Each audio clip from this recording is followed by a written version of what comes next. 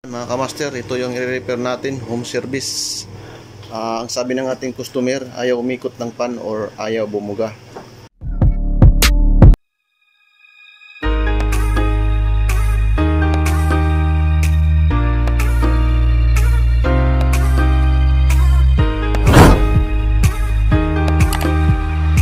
So nung binuksan natin, so nakita natin agad yung problema. Ayan, no, pumutok yung kapasitor. So maghanap tayo nito ng kapasitor na kapareha, kung meron ba, ilang value to.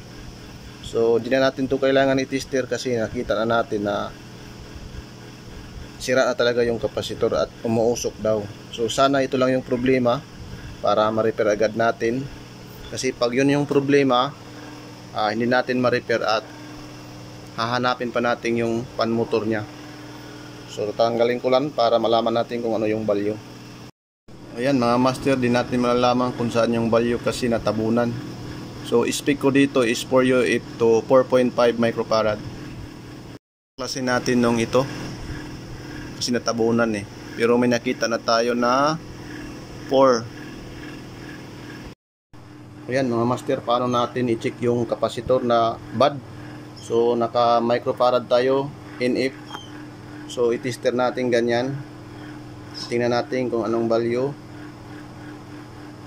So ayan, kung makikita natin is abnormal na. So ito yung ipapalit natin, 4 microfarad.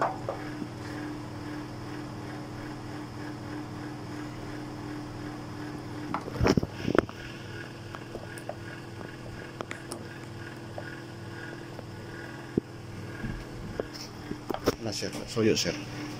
Yan sir. Ayan, ipakita natin para i-demo natin paano mag-tester. So ayan, dito yung tester, titingnan natin. So ayan, yung microfarad nya is 4. So atin na ito ilagay. Ayan mga master, walang problema ito kahit magkabaliktad yung wire kasi non-polarized yung kapasitor. Pag mga electronics, hindi kailangan magkabaliktad, kailangan may positive at negative. Ayan mga kamaster, may hangin na. Yung amperahe nya is 3. Dito sa actual is 5 amperes. So ayan, tataas pa yan master. So paano natin malaman na lumalamig na yung ating aircon? So ayan, makikita natin dito yung evaporator coil nya na yellow na. Mamaya to mag moisture na to, magtutubig na to mamaya. So ito pala yung ating customer, si sir. Nakuha tayo sa Facebook, doon niya ako na-contact. Ayan, nagkasundo kami, nag-chat. So ayan, so ito pala, buti ito lang yung problema.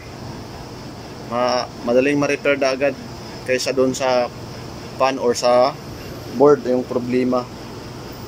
So sana master, matutunan nyo kung paano to i-check at i-repair yung mga parts at paano mag-repair. So peace out na mga kamaster. Ayan, naglaro na siya sa 4 hanggang 5. Yan mga master, malamig na ang buga ng hangin.